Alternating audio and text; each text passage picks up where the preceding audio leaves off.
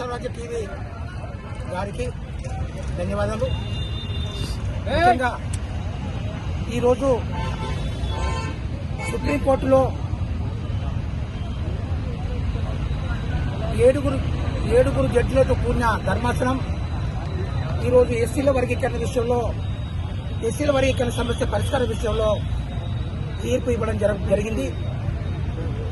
Supreme court తీర్పిస్తూ రాష్ట్ర ప్రభుత్వాలు ఎస్సీల వర్గీకరణను అమలు చేసుకోండి, అదే క్రమంలో ఎస్టీల వర్గీకరణ కూడా అమలు చేయండి అని చెప్పేసి ఈరోజు ఏడుగురితో కూడిన ధర్మాసనము తీర్పు ఇవ్వడం జరిగింది. ఏడుగురిలో ఆరుగురు జడ్జీలు ఎస్సీల వర్గీకరణ సమర్థిస్తూ ఎస్సీల వర్గీకరణ చేయండి అని చెప్పేసి తీర్పు ఇచ్చారు.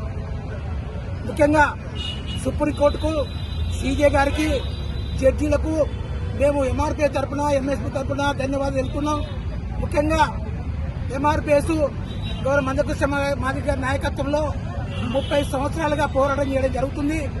30 సంవత్సరాలుగా ఈ యొక్క వర్గీకరణ పోరాటానికి, గౌరవ మందకృష్ణ మాదిగ గారు చేస్తున్న పోరాటానికి ప్రజలు, ప్రజాస్వామికవాదులు, కుల సంఘాలు, ప్రజా సంఘాలు, అన్ని రాజకీయ పార్టీలు మద్దతు తెలపడం వల్లనే ఈ యొక్క సుదీర్ఘ 30 ఏళ్ల పోరాటం నడపడంలో గౌరవ మందకృష్ణ మాదిగ గారు చేసిన అంచెలంచెల పోరాటాల వల్లనే ఈరోజు ఎస్సీల వర్గీకరణ ఫలితాలు ఇచ్చిందని చెప్పేసి నేను అభిప్రాయపడుతున్నా.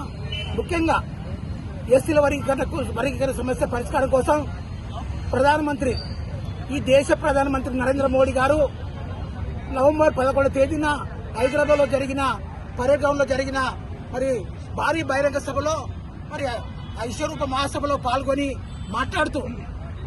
మోడీ గారు మాట్లాడుతూ ఎస్సీల వర్గీకరణ ఖచ్చితంగా నేను ఈ సమస్య పరిష్కారం చేసి పెడతా, కృష్ణ బడే చోటే బాయ్ ఖచ్చితంగా ఈ వర్గీకరణ చేసి పెడతా అని చెప్పేసి ఆ యొక్క వేదిక మీద నుండి 1,00,000 మంది మాదిగల సమక్షంలో హామీ ఇవ్వడం జరిగింది. ఇచ్చిన హామీని ఈ రోజు నిలబెట్టుకున్నాడు అని చెప్పి మేము అభిప్రాయపడుతున్నాం. ఇచ్చిన హామీని నిలబెట్టుకుని సుప్రీంకోర్టులో జడ్జిమెంట్ వర్గీకరణకు అనుకూలంగా వచ్చేలాగా చర్యలు తీసుకోవడం వల్లనే ఈ రోజు వర్గీకరణ అనుకూలంగా వచ్చిందని చెప్పేసి మేము అభిప్రాయపడుతున్నాం.